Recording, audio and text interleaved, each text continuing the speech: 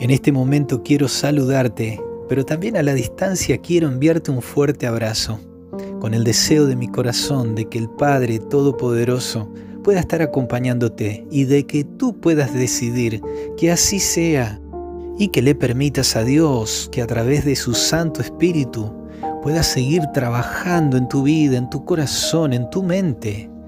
Que tus pensamientos sean para Él, que tus acciones y decisiones sean conforme a su voluntad. Quiero también en este momento poder saludar a todos los amigos que día tras día, semana tras semana se van sumando a los diferentes grupos de WhatsApp a través del Facebook, de la página Ministerio Permaneced en Mí. Y nuestro deseo es que esto pueda ser un movimiento de hijos de Dios, de cristianos con un corazón sincero que buscan a través de la palabra de Dios caminar conforme a sus principios con el propósito de recibir cada día palabra de vida, pero también para compartir a otros. Es por ello que la invitación es que si recibes estos audios, los puedas compartir con tus seres queridos, con tus contactos, y que de esa manera podamos extender la red del Evangelio, de la palabra de Dios. Y en este momento te invito a que podamos volver nuevamente al libro de Génesis como nuestro punto de partida de cada reflexión y que podamos encontrar allí un mensaje de nuestro Maestro Celestial. Génesis capítulo 2, nosotros hablamos de cómo Dios plantó un huerto en la tierra que había creado, un lugar especial, un hogar, para quienes serían nuestros primeros padres, para Adán y Eva. Y ese Edén, ese huerto, juntamente con la tierra, fueron entregados a Adán y Eva para que con sabiduría de Dios fueran mayordomos de ese lugar. Y en el versículo 9 se nos dice que Dios hizo nacer de la tierra todo árbol delicioso, y en medio del huerto había dos árboles, el árbol de la vida, pero también allí estaba el árbol de la ciencia del bien y del mal. Versículos 15 al 17 dice que Dios tomó al hombre, lo puso allí en el huerto de Edén para que cultivara y cuidara ese lugar.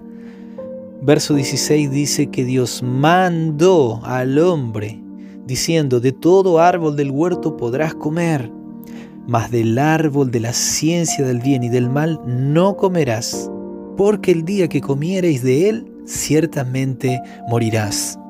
Y aquí en este texto bíblico nosotros vemos un mandamiento de Dios, una orden de parte del Padre a sus hijos, con un permiso. El permiso era: pueden comer de todos los árboles del huerto, inclusive aquel que estaba en medio del huerto, que era el árbol de la vida. Pero el mandamiento también incluía una prohibición. Y esa prohibición era que no comieran del árbol que también estaba en medio del huerto, pero que era el árbol de la ciencia del bien y del mal. De ese árbol hablaremos en otra ocasión. Yo quisiera que nos podamos centrar en el árbol de la vida, ese árbol que simbolizaba la perpetuidad de vida eterna, que esa vida en realidad estaba en Dios, pero que en algún sentido Dios había representado la vida a través de ese árbol. El hombre, por voluntad de Dios, con permiso de Dios, cada vez que pudiera comer de ese fruto, podía hacer que su vida sea perpetua, porque Dios creó al hombre para vida eterna. La muerte viene como consecuencia del pecado. El pecado es la desobediencia. La desobediencia es un accidente en este mundo que Dios en el principio creó perfecto.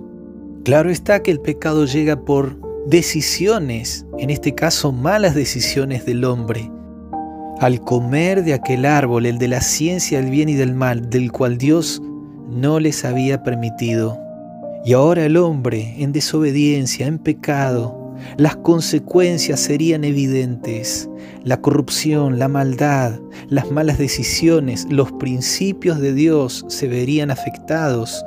Y no era prudente que el hombre en esas condiciones tuviera una vida perpetua. Génesis capítulo 3, verso 22 dijo el Señor: he aquí el hombre es como uno de nosotros, sabiendo el bien y el mal. Ahora pues, que no alargue su mano y tome también del árbol de la vida y coma y viva para siempre. Eso hubiera significado perpetuar el pecado.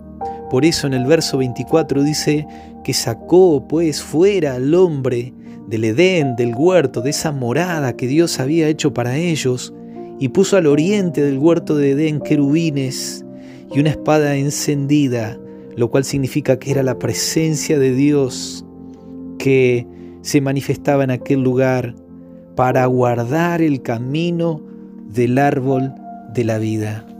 Aún habiendo pecado en la tierra, allí estaba todavía presente el árbol de la vida, pero el hombre ya no tenía acceso.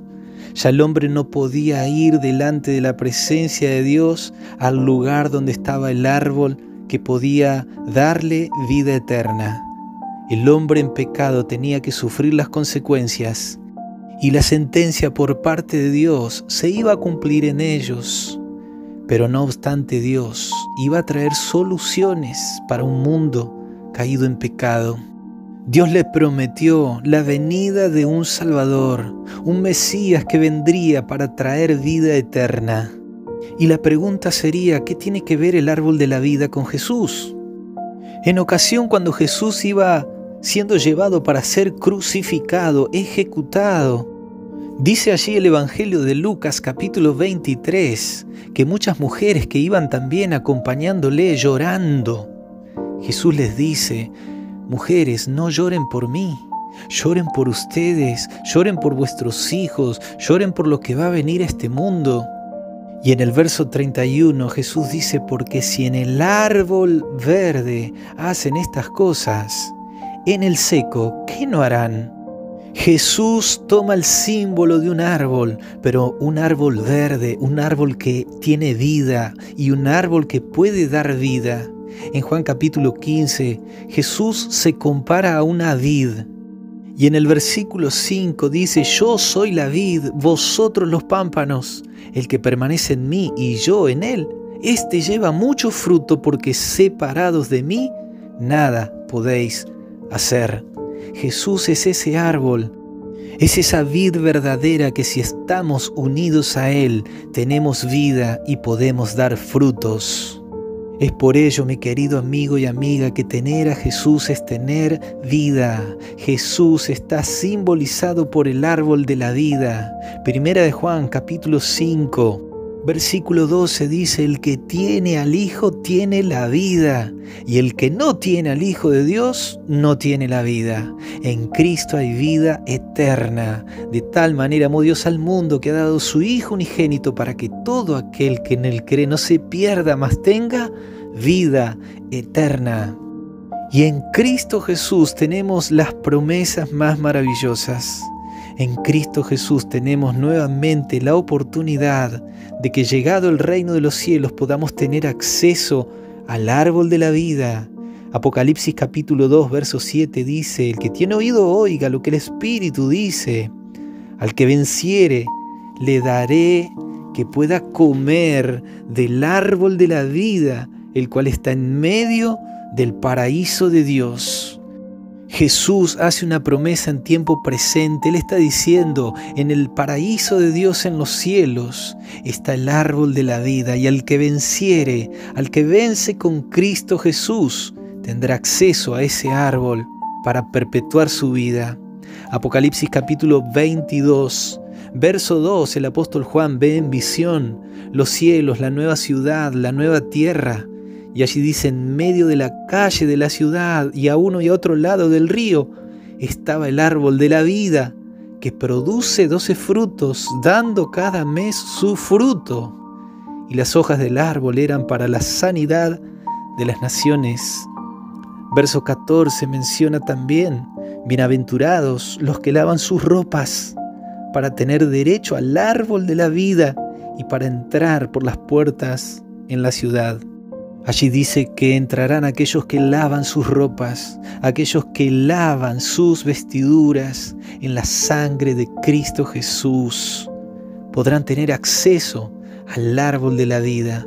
Los que lavan en la sangre de Cristo sus pecados en Cristo, quien da vida eterna, podrá tener oportunidad de comer del árbol de la vida.